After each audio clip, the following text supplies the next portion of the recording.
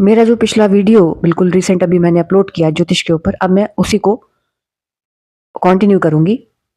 अब आते हैं मूल प्रश्न पर कि हम लोग ज्योतिष के पास क्यों जाते हैं।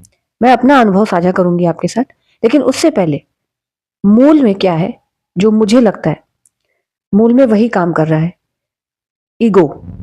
ईगो मतलब खुद को बचाए रखना, जो हम लोग साइंस में पढ़ चुके हैं, विज्ञान में पढ़ चुके हैं, पढ़ते रहते हैं। सर्वाइवल ऑफ द फिटेस्ट, यहां पर भी वही है। खुद को, खुद की बिलोंगिंग्स को, मटेरियल गेन्स को,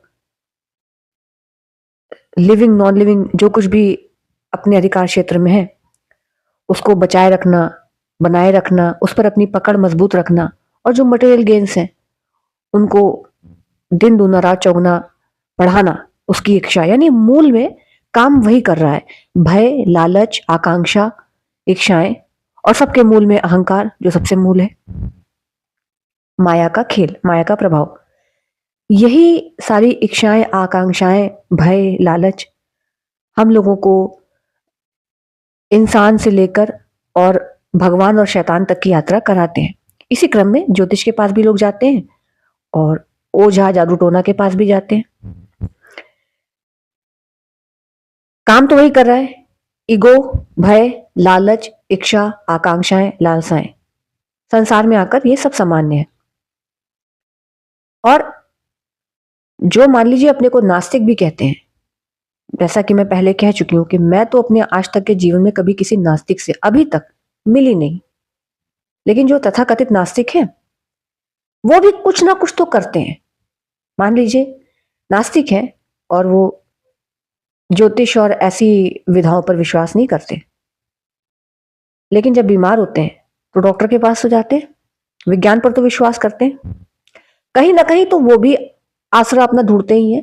किसी मुश्किल के दौर में वो वैज्ञानिक तरीकों की ओर जाते हैं। यानी कुल मिलाकर जब हम आप इस दुनिया में हैं, संसार में हैं, तो समस्याएं होंगी, सुखी सुख तो होंगे नहीं, दुख भी होंगे, और उनके उपाय के लिए, उनके निदान के लिए हम कहीं ना कहीं जाएंगे। कुछ लोग, ज्यादातर लोग, कुछ लोग नहीं, ज्यादातर लोग, अधिकांश लोग, मोर देन 90% देश दुनिया में दवा और दुआ यानी साइंस और भगवान दोनों पर अपना भरोसा रखते हैं। अमूमन डॉक्टर्स भी देखिए, आप कहेंगे कि दवा के साथ साथ दुआ भी कीजिए, क्योंकि डॉक्टर्स भी, ज्यादातर डॉक्टर्स भी, क्योंकि हम लोग पहले ही ऐसे माहौल में हैं देश दुनिया में, हम सभी लोग ज्यादातर, कि हम बचपन से उसी कॉन्सेप्ट में पले हैं। भगवान, शैतान, पाप, पुण्य, टोने टोटके, उसी माहौल में हम सब पले बढ़े हैं। ऐसा नहीं है कि आप इसको कह सकते हैं कि ये गांव देहात में होता है, छोटे शहरों में होता है, कम पढ़े लिखे गैर पढ़े लिखों के बीच होता है।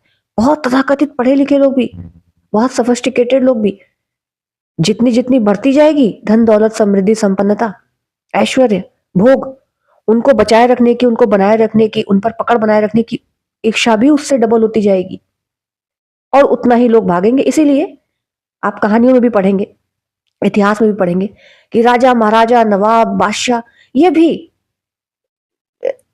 नीम हकीम से लेकर, फकीर से लेकर, सूफी संतों से लेकर और ज्योतिष और सब में इनका विश्वास था, और ये ऐसे लोगों से हमेशा जुड़े रहते थे। अब मैं आती हूँ, अपने अनुभव की बात साझा करती हूँ। मैं भी ऐसे परिवार में रही, मेरे परिवार में भी मायके से लेकर ससुराल तक हर तरह का रिचुअल, पूजा पाठ, तीर्थ और ज्योतिष पर विश्वास, हर प्रकार का। मेरे क्या, तमाम लोगों के साथ, हिंदुस्तानी परिवारों में तमाम लोगों का यह अनुभव होगा। दिग्गज दिग्गज लोगों क्या भी होता है, सभी क्या होता है। तो एक तो उसी माहौल में पले बढ़े, ये सब देखा है बचपन से। तो क्यों जाते हैं हम लोग ज्योतिष के पास? एक तो वही माहौल का है, और जो मुझे मूल में, जो मैंने बताया कि सर्वाइवल ऑफ द फिटेस्ट है, खुद को बचाए रखना है, अपने बिलोंगिंग्स को बचाए रखना है, मटेरियल गेन्स को बचाए रखना है, अपने जो प्रिय लोग हैं खुद के साथ साथ उनको बचाए रखना है, परिवार बचाए रखना है। तरह तरह की आकांक्षाएं हैं, अलग अलग लेवल पर अलग अलग तरह की इच्छाएं हैं, और सभी को है, गरीब से गरीब को है, अमीर से अमीर को है, चाहे वो अरबपति हो, चाहे वो एक साधारण व्यक्ति हो।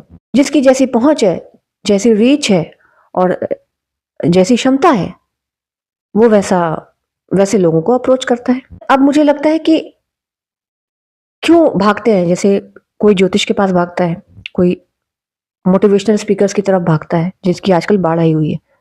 पहले भी थी, पहले अलग तरह से थी, अब अलग तरह से है। हमारा जो एजुकेशन सिस्टम है वो टोटल कोलैप्स रहा है हमेशा से। और मैं एक बात यहाँ पर सबको बता दूं, ये इस तरह की जितनी भी मान्यता है वो हमारे देश में नहीं, सारी दुनिया में, तथाकथित विकसित देशों में भी है। फेंग शुई, ये वो, चाइना, जापान और अमेरिका जैसी जगहों पर भी भूत से लेकर भगवान तक लोगों में विश्वास है। पढ़े लिखे लोगों से लेकर और हर तरह के लोगों में, संपन्न से संपन्न लोगों में भी, सब जगह है सारी दुनिया में। मुझे क्या लगता है कि जो मैं बचपन से जो मैंने नोटिस किया, जो ऑब्जर्व किया, कि हम लोगों को बचपन से पढ़ाया ही ऐसा जाता है, शिक्षा ऐसी दी जाती है, रैट रेस, जीतना है, फर्स्ट आना है। मैं तो देखिए, मुझे बचपन से ही ये रैट रेस अच्छी नहीं लगी। एक तो मुझे पढ़ाई वढ़ाई में कोई इंटरेस्ट नहीं था, तो जबरदस्ती की चीज थी मेरे साथ, मुझे इंटरेस्ट ही नहीं था। और मुझे ये रैट रेस कभी भी अच्छी नहीं लगी। कोई कंपटीशन हो रहा है, उसमें 10 15 20 पार्टिसिपेट कर रहे हैं, 3 लोग आ रहे हैं फर्स्ट सेकेंड थर्ड, और 4 लोग बैठ कर डिसाइड कर रहे हैं, ये सब चीजें मुझे बचपन से बहुत अजीब लगती थी। फिर पढ़ाई में भी वही है, 50 60 70 बच्चे हैं, सबकी मानसिक क्षमता अलग अलग है, सबकी योग्यताएं अलग अलग हैं, सबके अंदर कौशल अलग अलग है, और सब एक जैसी चीज पढ़ रहे हैं, उसके बाद उसको रट रहे हैं और रटी हुई चीजों पर एग्जाम दे रहे हैं, और उसमें फिर फर्स्ट सेकेंड थर्ड आ रहा है। आ रहा है, ठीक है, वो सब एक ट्रेडिशन है, ठीक है। लेकिन उसके साथ कहाँ चूक होती है? चूक होती है माँ बाप से लेकर स्कूल तक। चूक ये होती है कि माँ बाप भी बच्चों पर प्रेशर डालते हैं, उस रैट रेस का हिस्सा, जो कि खुद भी कुछ नहीं कर पाए, अपनी असफलताओं को बच्चों पर थोपते हैं, प्रोजेक्ट करते हैं। और स्कूल में भी वही रैट रेस सिखाई जाती है, और जीत को ही एंजॉय करना सिखाया जाता है। हार को, पहली बात, हार को एंजॉय करना सिखाया नहीं जाता।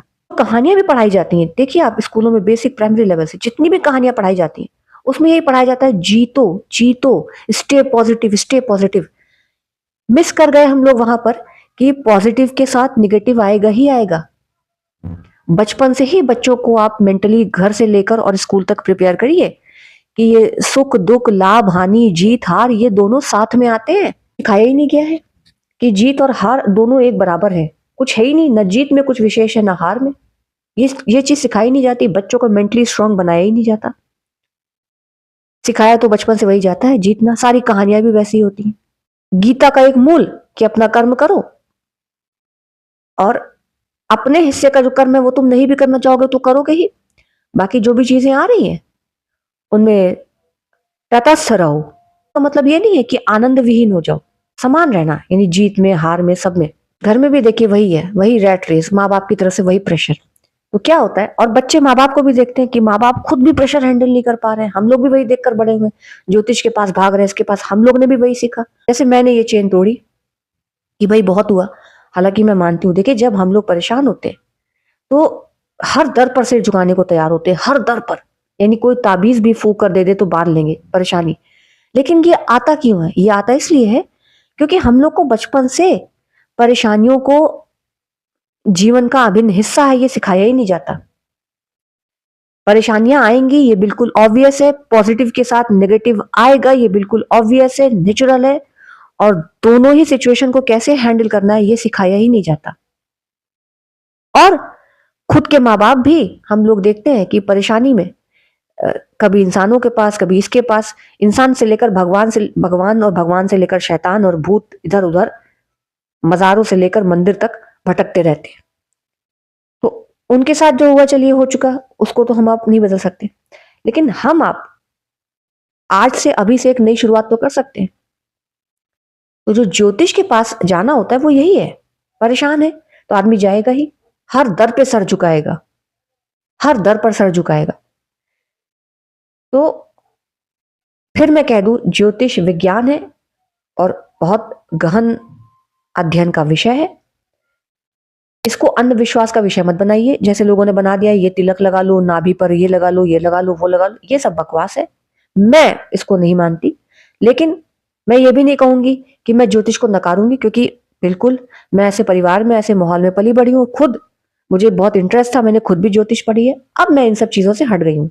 तो अब मैं नहीं करती तो मैं दूसरों को कहूं कि अंधविश्वास है? नहीं, मैं अब नहीं करती। मैं अब मोमेंट टू मोमेंट जीती हूँ। मैं जानती हूँ कि बहुत सब कुछ जान भी लूंगी, तो भी जो डेस्टिनी है उसको मैं बदल नहीं पाऊंगी, और जरूरी नहीं कि जो कुछ मैंने जाना है वो सब कुछ वैसा वैसा सत्य होगा मेरे विषय में या किसी के विषय में। मैं अपने जीवन की गारंटी नहीं ले सकती तो दूसरों की क्या लूंगी, खुद के बच्चे की भी नहीं ले सकती।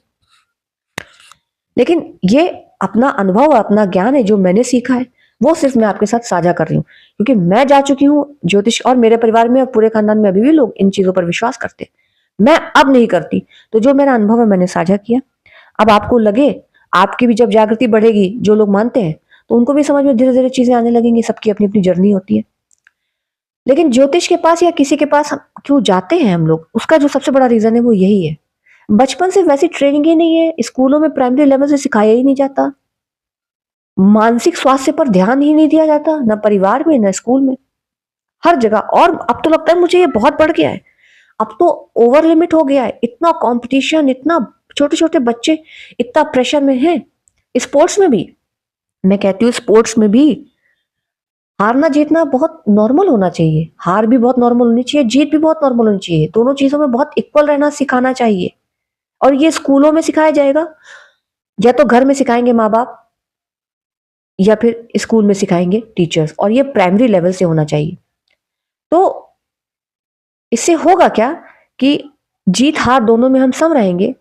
और सबसे बड़ी बात है कि जब मुश्किलें आएंगी तो बहुत जल्दी घबराने की बजाय, इधर उधर भागने की बजाय, हम खुद पहले अपने स्तर से उन मुश्किलों से उबरने का सोचेंगे।